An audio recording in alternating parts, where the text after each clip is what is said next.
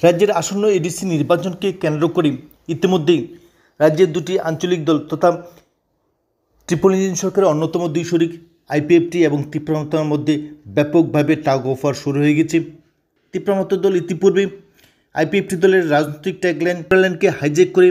Greater ত্রিপুরানের নামে সারা রাজ্যে এক নতুন উন্মাদনা সৃষ্টি করতে সক্ষম হলেও বর্তমানে সেই গ্রেটার ত্রিপুরানের স্বপ্ন ক্রমশই ফিকে হতে যাচ্ছে এবং যার ফলশ্রুতিতে ত্রিপুরাসীদের মধ্যে তীব্রমতার প্রতি যেমন খুব বিক্ষোভ বাড়ছে, ঠিক তেমনিভাবে আইপিএফটি দলের প্রতি ঝুঁকে যাওয়ার প্রবণতা লক্ষ্য করা যাচ্ছে।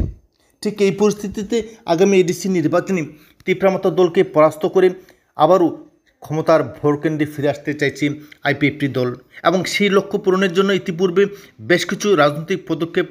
রাজনৈতিক কর্মসূচি হাতে নিয়েছিল আইপিএফটি দল এবং অতি সম্প্রতি রাজধানী আগরতলার প্রেস ক্লাবে এক গুরুত্বপূর্ণ সভা অনুষ্ঠিত হয় এবং সেই সভাতেই মন্ত্রী শুক্লাচার্যের নেতৃত্বে সংগঠিত রাজনৈতিক কর্মসূচি, রাজনৈতিক সিদ্ধান্ত গৃহীত হয়েছে, যার একটাই লক্ষ্য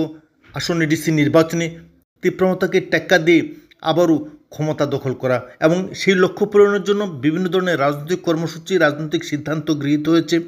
যদিও সে সমস্ত বিষয় প্রকাশ্যে আনেননি মন্ত্রী শুক্লাচরণ নওয়াতিয়া। তবে ইতিমধ্যেই পাহাড়ে এডিসি প্রশাসন যেভাবে ত্রিপুরাসীদের স্বার্থ পূরণে ব্যর্থ হয়েছে, ঠিক তেমনিভাবে এডিসি এলাকার জনগণের স্বার্থকে আবারও প্রাধান্য দিয়ে আইপিএফটি দল নতুন কলরবে ত্রিপুরাসীদের মধ্যে ত্রিপুরাসীদের আরও কাছাকাছি যাওয়ার চেষ্টা চালাচ্ছে। অর্থাৎ আসন্ন এডিসি নির্বাচনে আইপিএফটি সম্পূর্ণভাবে সর্বশক্তি নিয়ে ঝাঁপাতে চলেছে এবং তীব্রমতাকেই সম্পূর্ণভাবে পরাস্ত করে